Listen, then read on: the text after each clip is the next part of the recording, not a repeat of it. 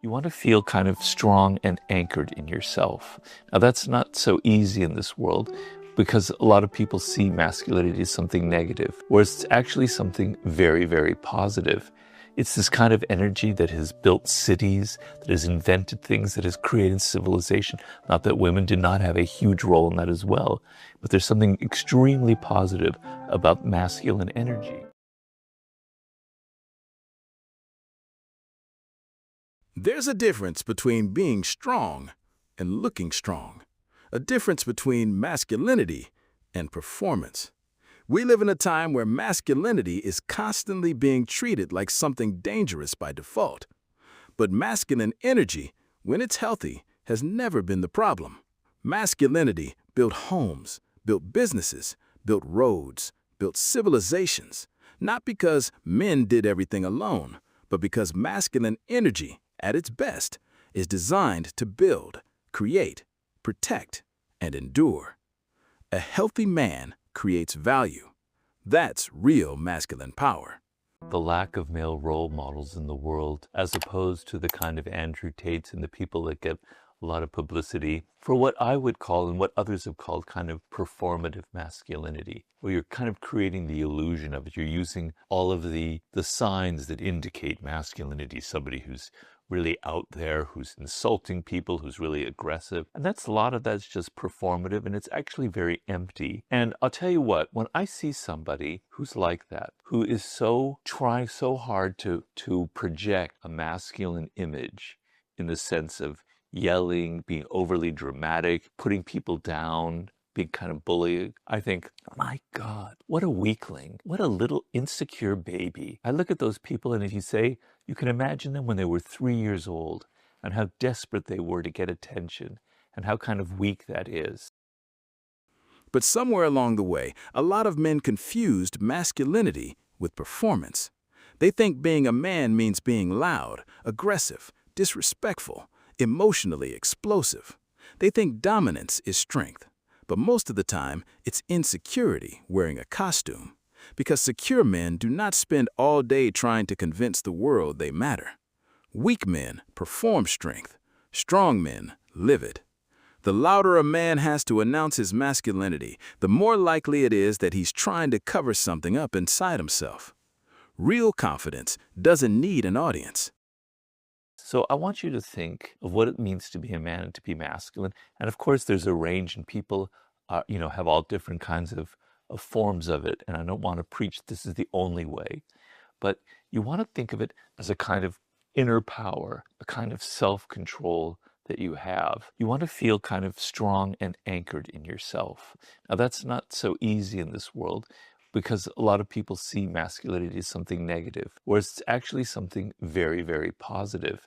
It's this kind of energy that has built cities, that has invented things, that has created civilization. Not that women did not have a huge role in that as well, but there's something extremely positive about masculine energy. It's energy that's ambitious, that wants to make things. So you're somebody that wants to make and do and create things, not just talk and talk and talk and talk, okay? Real masculinity is quieter than people think. It's composure, discipline, self-control. A grounded man is anchored within himself. He doesn't need validation every 5 minutes. He doesn't need to dominate every conversation. He doesn't need everybody to agree with him. He knows who he is. And masculinity, at its healthiest, is productive. A man feels most alive when he's building something, a vision, a skill, a family, a future. That drive to create is deeply connected to manhood. Not talking, not pretending, building.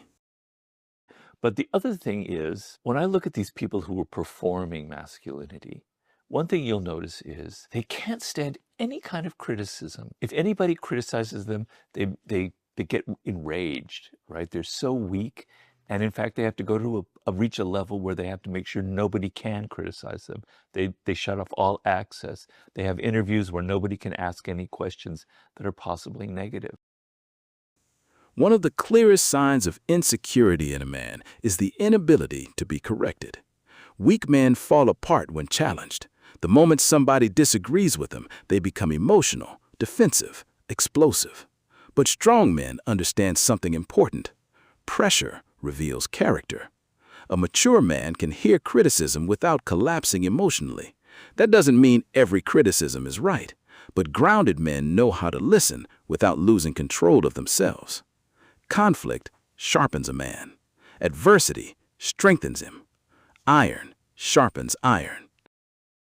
And I look at that is, if you're really strong, if you're kind of like a samurai warrior, you want fights, you want those sword fights, you want people challenging you, you want to take criticism. It makes you stronger. You know, probably the greatest boxer that I ever knew growing up as a kid was Muhammad Ali. And what made a Muhammad Ali so great was Joe Frazier was having a really strong adversary that he can measure himself against. So having adversaries, having conflict where you just don't get hysterical, where you feel so insecure that you have to put people down or you have to get away from them, that's not strength. That is complete weakness. So you feel strong inside. You can take criticism. You feel confident. You feel that it's a positive. These are positive virtues. You don't have to talk a lot. You have a kind of a quiet energy, and people are drawn to that. I noticed, for instance, now this will sound kind of contradictory or not what you think, but I remember when I did my book with 50 Cent, when you might think that he's kind of one of those people that performs masculinity, but in real life, when you're around him, he's not like that at all. That's kind of a role that he plays. He's actually very calm. And when you see him in like a group situation, he's got this very calm energy and all eyes, he draws all the attention towards him. That's the kind of thing that I've noticed in certain men that are very confident and very secure about them.